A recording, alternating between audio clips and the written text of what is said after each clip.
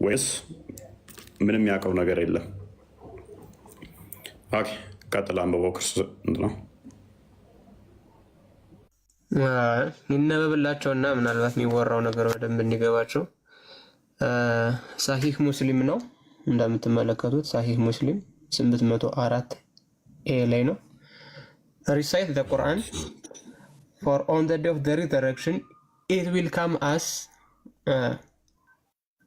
ኢንተርሴሰር፣ ልክ እንደ አማላጅ ሆኖ ይመጣል። ፎር ዶዝ ሁ ሪሳይትድ፣ ለሚደግሙት ሰዎች፣ ቁርአንን ለሚያነቡት ሰዎች በቂያማ ቀን አማላጅ ሆኖ ይመጣል ይላል። እና ሁለት ክፍሎችን ነው ማድረስ ያለባችሁ ብሎ ይሄው በቀራንና ኢምራንን ያስቀምጣል ማለት ነው። እና ፎር ኦን ዘ ዴይ ኦፍ ዘ ሪዘረክሽን they will come as two clouds or two shades or two flocks of birds in rank pleading for those who recite them። ልክ እንደ ሁለት የወፍ መንጋ፣ ልክ እንደ ሁለት ደመና ሆነው በቂያማ ቀን መጥተው የሚደግሟቸውን ሰዎች ይለምኑላቸዋል ብሎ ይናገራል ማለት ነው። ሪሳይት ሱረቱል በቀራ ፎር ቴክ ሪኮርስ። እሺ it is blessing and give it up the cause of grief and magicians cannot confront it። ሲርክ እንዳይሰራባቸው ወይም ድግምት እንዳይሰራባቸው ሙስሊሞች የሚደግሙት ሱረቱል በቀራን ነው። አያቱል ኩርሲ የምትባል ክፍል አለች ከሱረቱል በቀራ ውስጥ። አያቱል ኩርሲን ሳይቀራ የሚውል ሙስሊም የለም ደና ከሆነ ማለት ነው። እና ይሄ ትዕዛዝ አለ እዚህ ጋር እንደምትመለከቱት። እፎይ አሁን የሚነግራችሁ ሳሂህ ሙስሊም ላይ እንዲሁም ሌሎች የተለያዩ ሳሂህ የሆኑ ሐዲሶች ላይ ያሉ ናቸው። ስለዛ ይሄንን ነው ለመመለስ መጋቡት ማለት ነው። ቀጥሉ። መልካም ቴንኪው መሐመድ፣ እንኳን ደህና መጣ።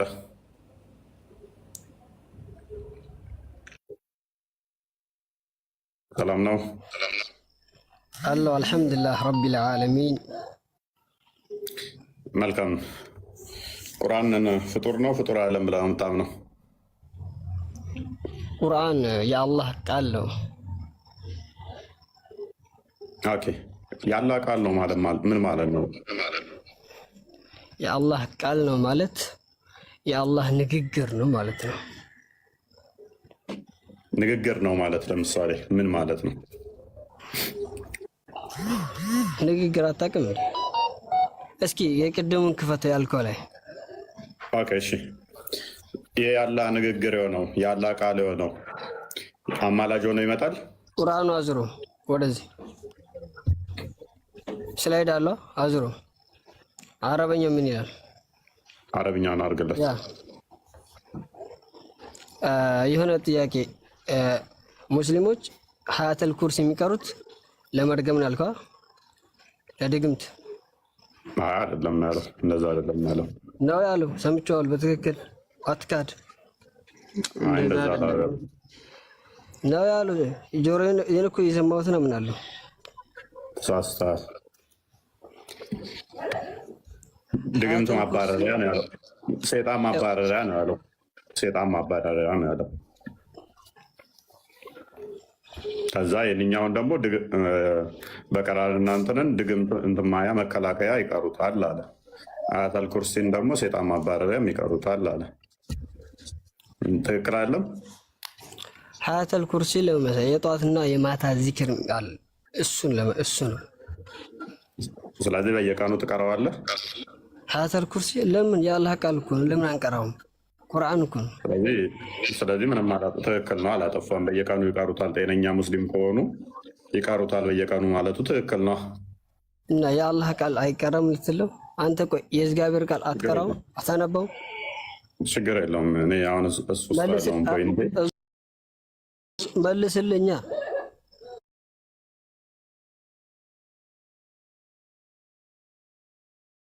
እንምጣና እዚህኛው ላይ ሱረቱ በቀራ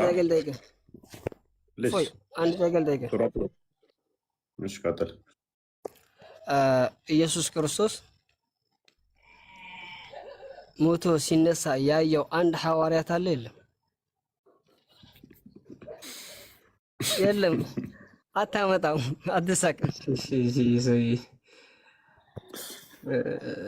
መሐመድ ወደ ርዕሱ ተመለስና ሱረቱል በቀራን ለምን እንደምትቀራው እንመለሳለን። ወደ ርዕሱ እንመለሳለን። እቺን ጥያቄ መልስልኝ። መሞቱን ታምናለህ ማለት ነው? መሞቱን አምነው መነሳቱ ላይ ነው ጥያቄ የሆነባቸው። ፖይንቱ ላይ ግባ። ወደ ፖይንቱ በኋላ እንመለስበታለን። እቺን ጥያቄ ግን መልሳት መጀመሪያ። መሐመድ አንድ አይደለም፣ ሁሉም አይተውታል። አሳይ። ሁሉም ብቻ ሳይሆን ከ500 የሚበልጡትም እንደገናም ደግሞ ታይቶላቸዋል። ምን ለምን አሳያለኝ? ራስ ታነበዋለህ። አንደኛ ቆሮንቶስ ምዕራፍ 15 ላይ ከቁጥር 2 እስከ 7፣ ዮሐንስ ወንጌል ምዕራፍ 20 ላይ ከቁጥር 1 ጀምረ ምዕራፍ 20 አንብበው ሙሉ ስለመነሳቱና ስለማየታቸው የሚናገር ቶፒኩ ላይ ግባ። ይህኛው ጥያቄ ከሆነብህ በኋላ ትጠይቀኛለህ። ግን ደስ እያለኝ ምን እንደምጠይቅ ታውቃለህ? ኢሳ የሚባለውን አካል አላህ ሲያስመልጠው ያየ አንድ አካል እንዳለ ትነግረኛለህ፣ ታሳየኛለህ። አሁን በደንብ አስተውል። ጥያቄው ሱረቱ አልኢምራን እና ሱረቱ በቀራን እንቀራ ከሆነ በቂያማ ቀን ሁለቱ በሰልፍ ሆነው ይመጣሉ ሊያማልዱ አይደለ? እሺ መሐመድ ያማልዳሉ ብለህ ታምናለህ? ያማልዳሉ ብለህ ታምናለህ? ምን አለ መሰለህ እፎይ፣ ስለ ቁርአን መጀመሪያ ማወቅ አለብህ። ገብቶሃል? ቁርአን የአላህ ቃል ነው። እሱም በቀራህ ቁጥር አጅር ታገኝበታለህ። አንደኛ ማለት ነው። ሁለተኛ ደግሞ እሱም በቀራህ ቁጥር ብዙ ነው። ላኪን የአላህ ቃል ስለሆነ ንግግሩ በጣም ልቅ ነው። እኔ ባይጠየቁስ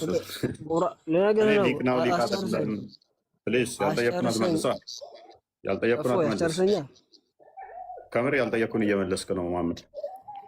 አስጨርሰኛ መጀመሪያ እኔ ከጠየኩ ጋር ካለምን አገናኘው? እኔ ልመልስ።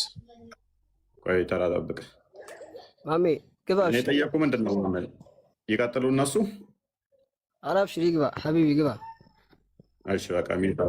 ቆይ መሐመድ አንተን ቢላል ይቀድማል። ቢላል ከፈቀደልህ ትቀጥላለህ። ቢላል እንኳን ራ ነበር። ሰላም ነው? ሰላም ነው ይመስገነው። እንዴት ነው? አልሐምዱሊላህ ሰላም ነው። መልካም። ቁርአን ሸፋ ይሆነናል ብለህ ታምናለህ? በቂያማ ቀን ሸፋ ምንድን ነው?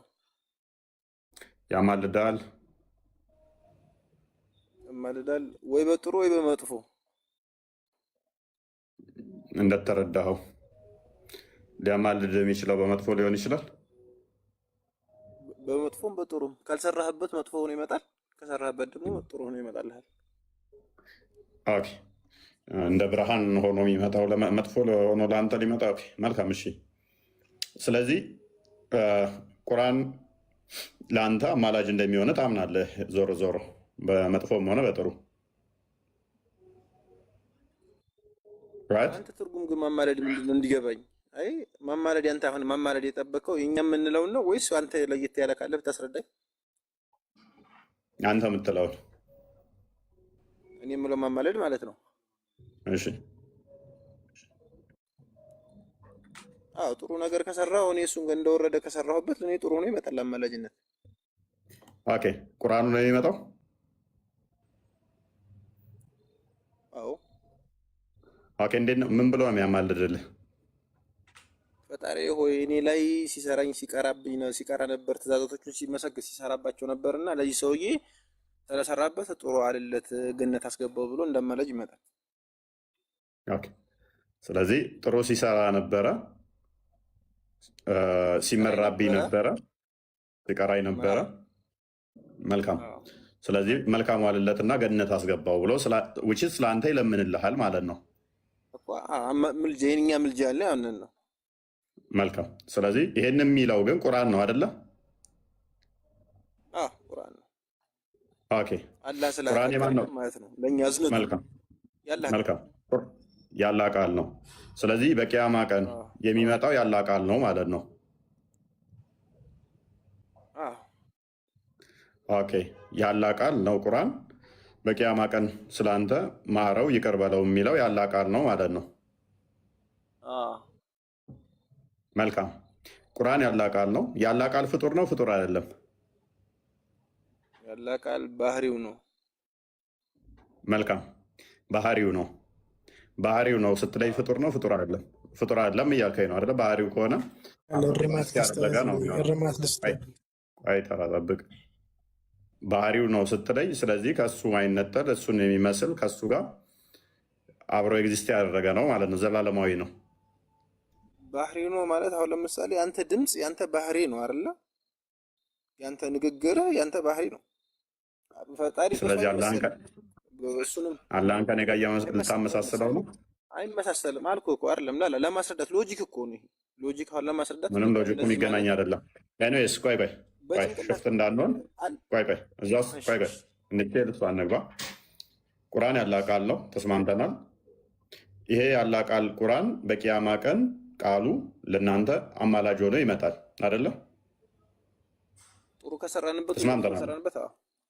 ያ ስለዚህ አላህን ምን ይለዋል? ይሄ ያላህ ቃል በደንብ አስተውል። ያላህ ቃል ፍጡር ያልሆነው ባህሪው የሆነው አላህን ምን ይለዋል? ማራቸው ይቅር በላቸው ይላል። ያላህ ባህሪ ፍጡር ያልሆነው አላህን ምን ይለዋል?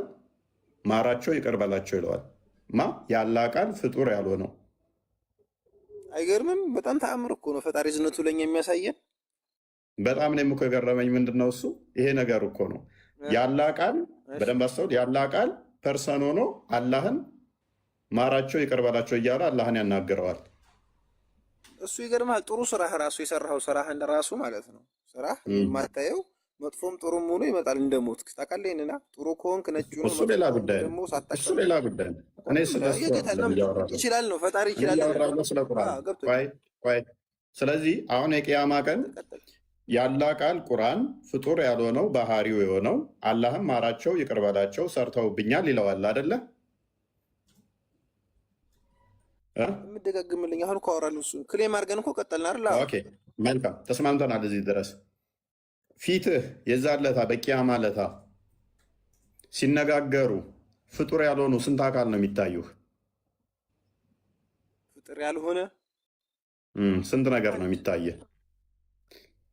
አላህ እኮ እዚህ ጋር ቆሟል። እዚህ ጋር ቃሉ ደግሞ እኮ አላህን እያናገረው ነው።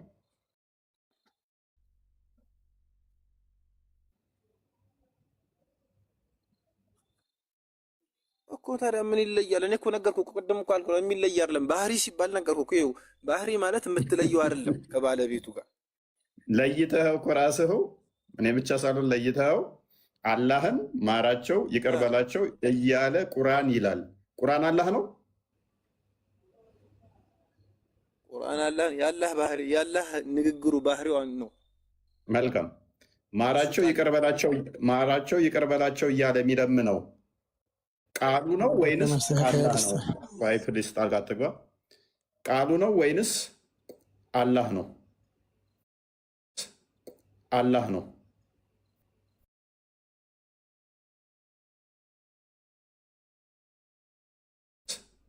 አላህ ነው። ተስማምተናል። ማስተካከያውን ስማ። የተለያየ እንዳይሆንብህ ልክ ነህ እኮ ገብቶኛል። ግን ሲመስተካከል መሐመድ ቀጥል እስኪ። ቆይ እንጨርስ። ከአንተ ጋር ጨርስ። አንተ ጨርስ። አስጨርሰኝ። እዚህ ጋር አላህ አለ፣ ቃሉ አለ። አላህ አለ፣ ቃሉ አለ። ቆይ ባልሆነ ርዕስ ላይ ነው የምታወሩት። ባልሆነ ርዕስ አይደለም፣ የቤቱ ርዕስ ነው። ጣልቃ ከገባ ካሁን በኋላ እናስወርዳለን። ተራ እንጠብቅ። መሐመድም አሳልፈ ሰጥተዋል። ማይክን አታንሳ። የቤቱ ርዕስ ይሄ ነው። ስለዚህ ቁርአን አለ። ቁርአን ፍጡር አይደለም። የመጀመሪያ ፐርሚስ ተስማምተን የመጣ ነው። ቃሉ ነው፣ ባህሪው ነው። ተስማምተን የመጣ ነው። ያ ባህሪው ፍጡር ያልሆነው ያላህ ቃል በቂያማ ቀን ለእያንዳንዳችሁ ያማልዳል። ተስማማን። ምን ብሎ ያማልዳል? ማራቸው ይቅር በላቸው ሰርተውብኛል ብሎ ይላል። ቀርተውኛል፣ ሰርተውብኛል። ስለዚህ ማራቸው ብሎ አላህን ያናግረዋል። የሚማሩት እናንተ ናችሁ። ማራቸው ባዩ ደግሞ ያላህ ቃል ቁርአን የተባለው ነው። ስለዚህ ማሪው ደግሞ አላህ ነው። እንድትማሩ የሚጠይቅላችሁ ደግሞ ቃሉ ወይም ቁርአን ነው። ስለዚህ ያላህ ቃል ቁርአን አላህን እያነጋገረው ነው። እናንተ ደግሞ ፍጡራን የሆናችሁት እዛ ጋር ምሕረትን ፈላጊዎቹ እያዳመጣችሁ ነው። ስለዚህ የአላህ ቃል ባህሪው ከሆነ ፍጡር ካልሆነ መናገር የሚችል ከሆነ እናንተንም ለእናንተ ምሕረት መጠየቅ የሚችል ከሆነ ፍጡር ካልሆነ ስንት ፍጡር ያልሆነ አካል ነው ያላችሁ? አሁን እኮ አንተ አሁን እኮ ቁርአንን ፈጣሪ ልታደርገው ነው አይደል? ሁሉ ቅደ ወይስ ምንድነው? ቅደ ቁርአን ማለት የፈጣሪ የሚለይ አይደለም ባህሪው ነው አልኩ። ያ ደግሞ ባህሪ ከዝነቱ አላህ ይሄኛ ቃሉ የተጻፈውም አብሮ የመጣው መልእክቱም የፈጣሪ ነው ብለን እናምናለን። ቁርአን ማን ነው ቃል ወጣኝ ስለ ያው አንብቤያለሁ ብለህ የምታውቀው ነው። ለዛ ይሄን እንደ መረጃ አድርገህ የምታውቀው ነው። የሚያከራክር ነገር አለም። በዛ ፈጣሪ ሊለየው አችልም። አነገርኩ እኮ አሁን ቅድም እኮ ኤክሴፕሽናል አድርጌ በአንተ አሁን ፈጣሪ ከፍጥረቱ በመመሰል የተጠበቀ ቢላል ይሰማል። እየሰማሁ ነው፣ አዳምጠኝ። አይለየውም አለ። ቆይ አለየውም አልክ። ቁርአን ያላ ቃል ነው። ተስማማን። የሚለምንና የሚለመን አካል አለ የለም? ማራቸው ይቅር በላቸው የሚልና እንዲምራቸው ደግሞ እየተጠየቀ ያለ አካል አለ የለም? እሺ ማራቸው ይቅር በላቸው እያለ ያለው አላህ ነው ወይንስ ቃሉ ነው? አላህ ነው ወይንስ የአላህ ቃል ቁርአን የተባለው ነው? ማራቸው ይቅር በላቸው ሰርተውብኛል እያለ ያለው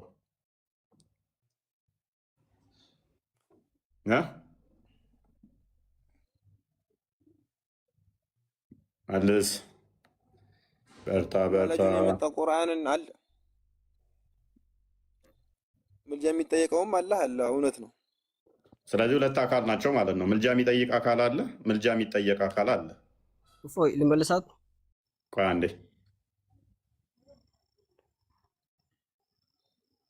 ምልጃ የሚጠይቅ አለ፣ ምልጃ የሚጠየቅ አለ አይደለ?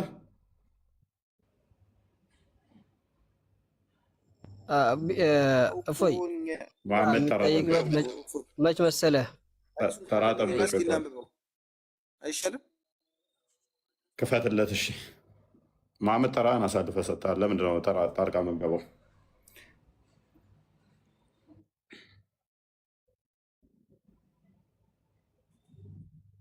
ኦኬ ሀዲሱን አንብበው።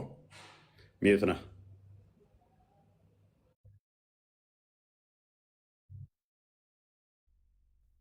Recite the Quran or on the day of the resurrection, it will come as an intercessor for those who recite it.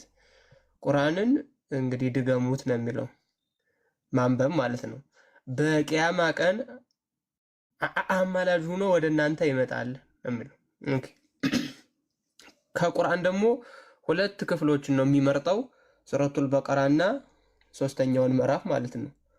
For on the day of the resurrection they will come as two clouds. ይሄው ልክ እንደ ሁለት ደመናዎች or two shades or two flocks of birds in ranks በማዕረግ ወይም በደረጃ እንደተደረደሩ ወፎች ሆነው በቂያማ ቀን ይመጣሉ።